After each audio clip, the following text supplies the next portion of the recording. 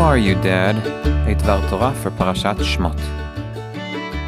As members of the Gariin Torani in the northern periphery, a significant number of parents in our area feel like they are sacrificing an essential part of their children's education in the name of the mission they've chosen. Those same parents feel that in existing frameworks, they have to give up a religious or educational or social or communal aspect, one or more, when sending their children there. To address this challenge, several parents from a number of nearby cities gathered in an attempt to create a healthy local change and to examine whether it was possible to integrate and improve the existing schools or come up with a worthy alternative. This process forces me to hone my educational beliefs for myself, which as one who loves Tanakh sent me directed to this week's Parashat and made me see education everywhere. So, if I stray a bit from the regular format, my sincere apologies. The point that caught my attention this week was the way Hashem introduces himself to Moshe by the burning bush. I am the God of your father, the God of Avraham, the God of Yitzchak, and the God of Yaakov, raising the question of who is the father who Hashem refers to, and why is it important to God to present himself this way. Ibn Ezra has one answer to the first question, which fathers, and two for the second, why them. The God of your father Avraham, who is the father from whom all fathers derive, and he then names the three forefathers, Avraham, Yitzchak, and Yaakov. As to why these, and he mentioned these three and not the three close to him, to Moshe, who are Levi, Kehat, and Amram, because only the three he mentioned were prophets.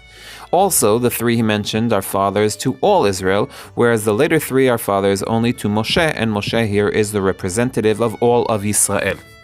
So there are two reasons as to why Avraham, Yitzchak, and Yaakov are mentioned as opposed to the three generations prior to Moshe, Amram, Kehat, and Levi. The first is related to the figure of the fathers in question, Avraham, Yitzchak, and Yaakov.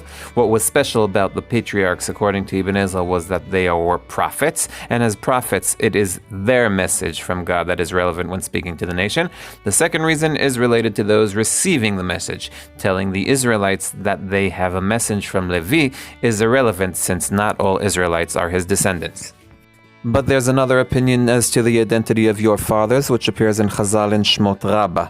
Rabbi Yoshua HaKohen Bar Nehemiah says, Hashem said Moshe is a rookie prophet. If I reveal to him myself in great voice, I will terrify him. In a low voice, he will not appreciate the awesomeness of the prophecy. What did he do? He spoke to him in his father's voice. Moshe said, Here I am. What does my father want?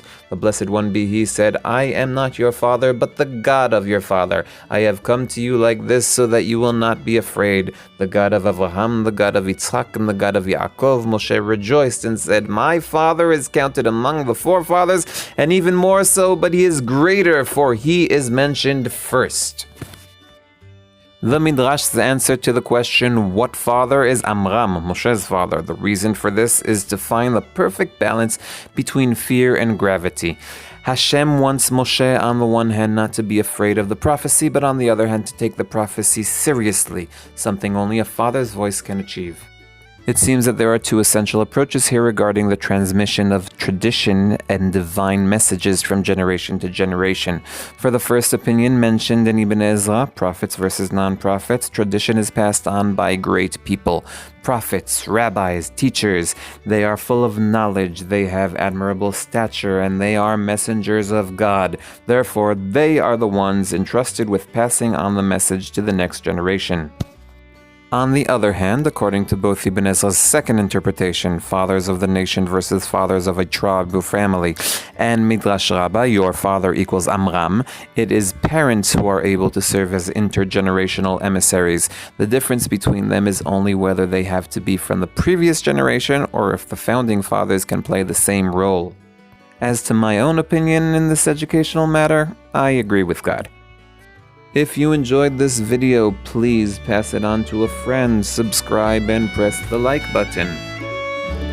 I am Dovi Holtz, one who loves Tanakh.